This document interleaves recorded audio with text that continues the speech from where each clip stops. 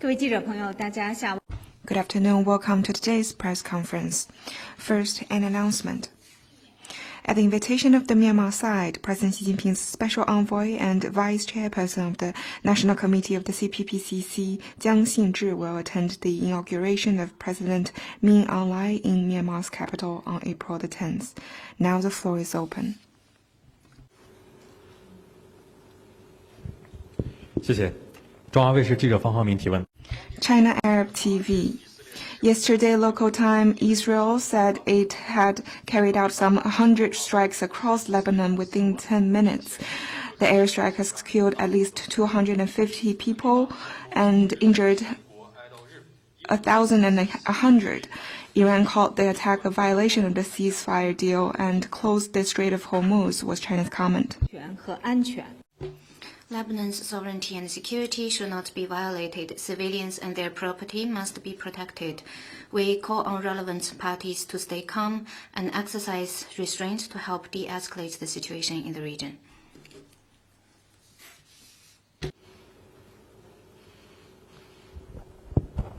谢谢发言人。深圳卫视直新。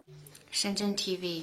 A few days ago, Project Syndicate published an article by the former finance minister of Greece and economist Yanis Varoufakis. It argues that in order to hide their own failures, Western leaders weave the fiction that China has cheated its way to prosperity and that the reasons for China's economic success should be viewed objectively, was China's comment.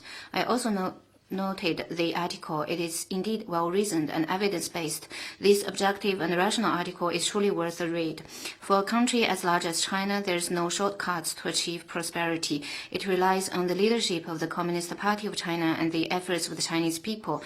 Indeed, China's success does benefit from some strength. For example, the strength of China's perseverance to turn development blueprints into reality. For decades, China continues to scientifically formulate and implement five-year plans.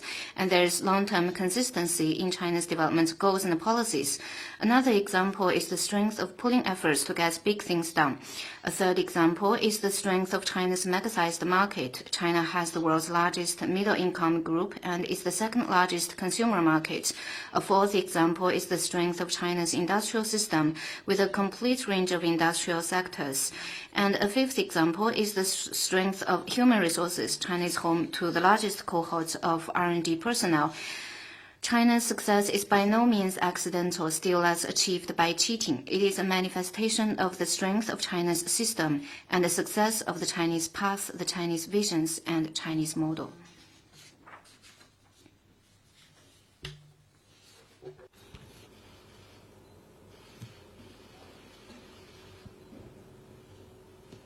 谢谢发言人。宾我的报中安慰。 China Arab TV. Recently in Morocco, student in Hangzhou saved a girl at the Jinsha Lake. It is a heartwarming story that how does China view the story and how will it help Chinese and foreign youth forging closer friendship and integration? I have also seen reports on this Moroccan student. We commend his brave act of kindness, a virtue that knows no borders.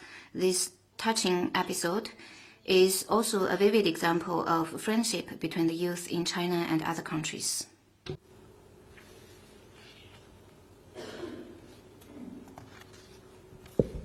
Thank you. Question from AFP. 法新社昨天。白宫表示，中美已经进行了高层会谈，在过去的几天中就伊朗问题举行了会谈。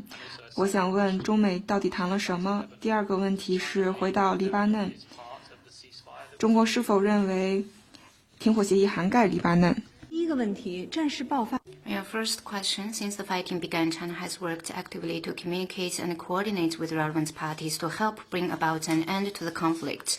On your second question, I shared our position on Lebanon. We hope relevant parties will take the temporary ceasefire as an opportunity to resolve disputes through political and diplomatic means and put an end to the conflict.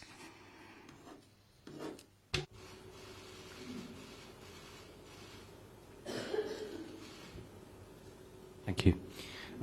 Question by Sputnik, a follow-up.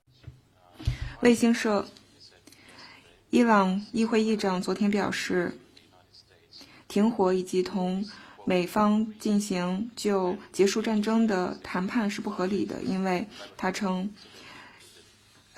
美方多次违反了停火协议，其中包括黎巴嫩的情况，中方对此有何评论？能够抓住。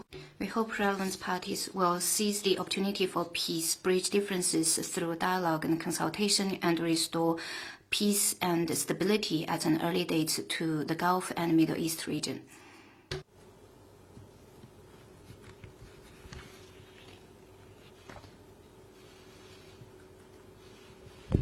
越南之声记者提问。 Voice of Vietnam. According to the information released by the two sides, CPV General Secretary and State President Tolam will pay a state visit to China. Can you share the program of the visit and what's China's expectation? How does the spokesperson comment on the recent development of Vietnam-China relations? At the invitation of General Secretary of the CPC Central Committee and President Xi Jinping, General Secretary of the CPV Central Committee and State President Tolam will pay a state visit to China from April the 14th to the 17th. The two General Secretaries will hold talks. Premier Li Qiang, NPC Chair Zhao Leji and CPPCC Chair Wang Huming will hold meetings with General Secretary Tolam. In April last year, General Secretary Xi Jinping paid a successful state visit to Vietnam, taking the building of a China-Vietnam community with a shared future that carries strategic significance to a new development stage. General Secretary Tolam chose China as the destination of his first overseas visit following his recent election. It fully shows the importance that he attaches to the ties between the two parties and two countries. Through this visit, China looks to carry forward the tradition of friendship, deepen China-Vietnam comprehensive strategic cooperative partnership, and build a China-Vietnam community with a shared future that carries strategic significance at a higher level. The two sides will jointly promote the global socialist cause and keep the region and the whole world peaceful, stable, and prosperous.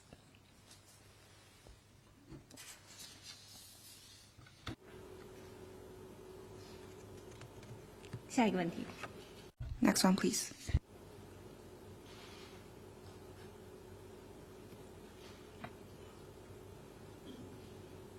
AFP.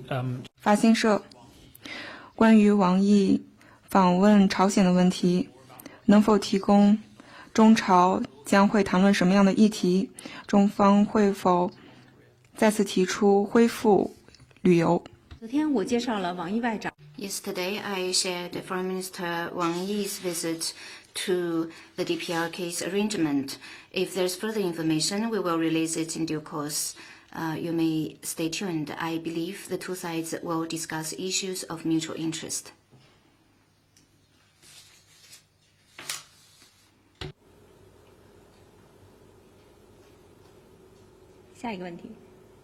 Next one, please.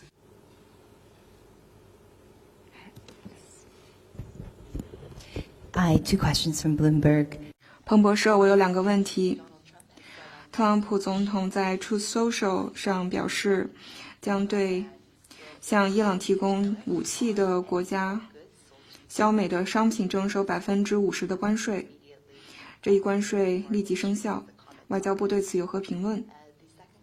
第2个问题是关于《卫报》的一篇报道，其中提到巴基斯坦的官员表示，中方说服了伊朗加入同美方的谈判，巴基斯坦从中斡旋，而中方提供担保，承诺伊朗官员不会在未来的谈判中被暗杀。这是报道中所提到的内容，中方对此有何评论？首先回答你的第一个问题。 On your first question, China's position on tariffs is very clear. There's no winner in a tariff war. On your second question, China always advocates an early end to hostilities and resolve differences through diplomatic and political means to restore stability and peace in the Middle East. China will continue to make relentless efforts for an end of hostilities and ease of tensions in the region.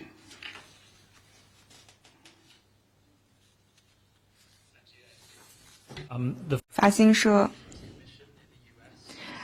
美国的 FCC 提出一项提议，要禁止在中国的实验室对电子产品进行实验和测试。中方对此有何评论？反对美方泛化国家安全概念的做法。这种做法 China firmly opposes the U.S. overstretching the concept of national security. Such moves seriously hinder normal economic exchanges between Chinese and U.S. businesses and does not serve any party's interest, including U.S. companies and consumers. China will firmly safeguard our own legitimate and lawful rights and interests.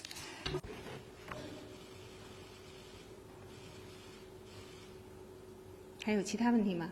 Anything else? 那好，今天的记者。 That concludes today's press conference. Thank you for coming.